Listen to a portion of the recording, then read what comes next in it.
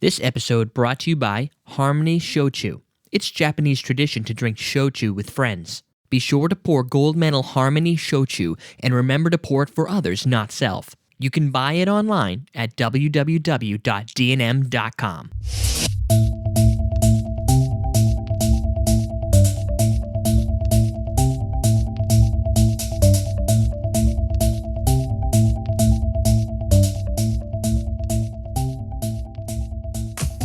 Welcome to Common Man Cocktails. I'm your host, Derek Somer, and today we're going to create the Grateful Dead. This was submitted by Adam, and I think Jennifer, you found this drink too, right? It was like you mentioned it and wrote it down in my notes, said as a drink to do in the future, and I went through my recipes, found it in there as well from our submitted recipes. I've got a bunch of submitted recipes. I'm trying to mix them in as I find appropriateness and where I want a very certain drink. So if you've sent me them, you got to give me some time to get them all plowed through. I keep getting them every day. And what we're going to do, and I'm really excited about this because I get to use some Blue Coat Gin, which is really good. And I've reviewed it, and I know I love it. It's got a like orange peel taste to it, and I'm really excited about that. Chambord, you got to always be excited about the Chambord. So this is 1 ounce of all the alcohols right up front. And now in substitution of vodka, if you've only got vodka and you can't get our sponsor, Haamonii Shochu, then stick with the vodka. That's as the recipe says, but it's a neutral grain spirit. It doesn't bring a lot to the table. I think this brings a little more to the table in subtle taste characteristics that are just above and beyond neutral grain spirits. Don Q Cristal, not the winner of our tasting, but I liked it, and I know you weren't a huge fan, but I like it. And something I haven't actually used in a while, and I felt sad about it, so I brought this in. This is the tequila Cavallino, 100% de agave reposado. We're going to use this tequila in here.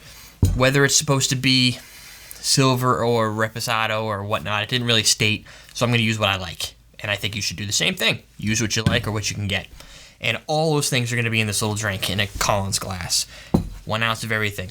And it's a shake and drink, so what we're going to do is measure into this little guy right here. And then shake it up. See how it tastes. This specific drink I have not tried. Sometimes I like to do that as fun, or I just don't have time. We're just cranking through these shows, so we just go full steam ahead.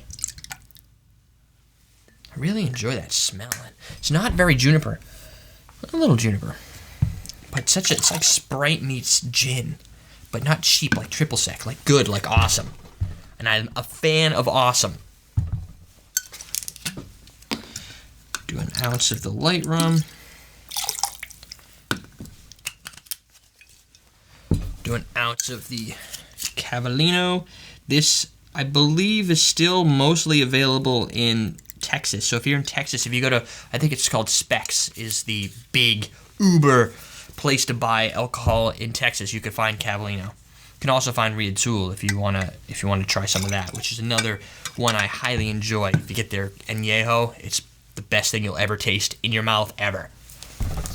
I am not that strong. And 1 ounce of Chambord. This is probably where the drink is going to get a lot of its intense flavors, but I don't know. This is potent. Overall, I think they all are mixing pretty good together. It does not taste like just a Chambord drink. Huh? Smell. I'm going to go with smell since it obviously doesn't have the taste yet. So I put it in my mouth. So where's my top of my shaker? It's missing. I'm just not looking very good. Shake that up.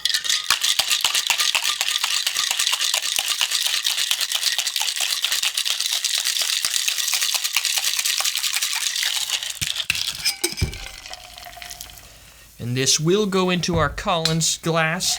A huge fan of Collins glasses. A huge fan of the gin. I like Chambord. Just excited. I'm not sure. What's your favorite glass? Personally, I like this because I think it's the sexiest looking glass. So if I make a drink and I have the option, and martinis aren't always cocktail glasses, everybody does that. I like to try and avoid those, but sometimes you can't because things just look so sexy in those too. But this, nice tall, really profiles the drink.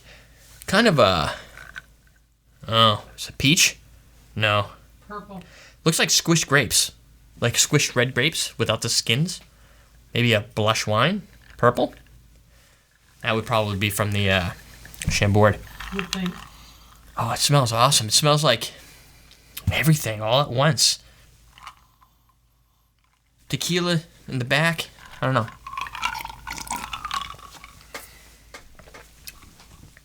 Whoa. That is like a punch in the face. That is strong.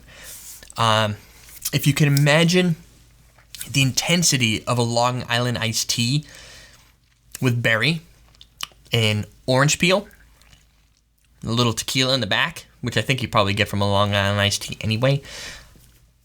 This is, for those people that like the strong drinks, not necessarily burn. I'm not getting a lot of burn, but it's really right in front of your face. It's like all your tongue and everything kind of goes a little numb and prickly.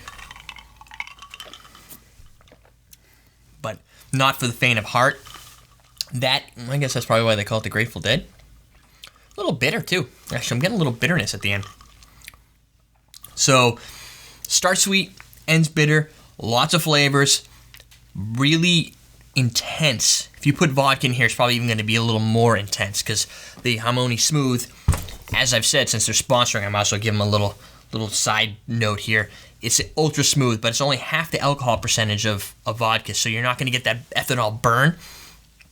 It plays really well in this drink, especially when you've got all these guys kind of dancing around together, having a good time. Definitely want to try and check that out if you could find it at dnm.com. I'm supposed to put a URL out there. I'll figure that out. I'll put it at the bottom. I'm your host, Derek Schomer. That is the Grateful Dead. We're teaching you how to drink.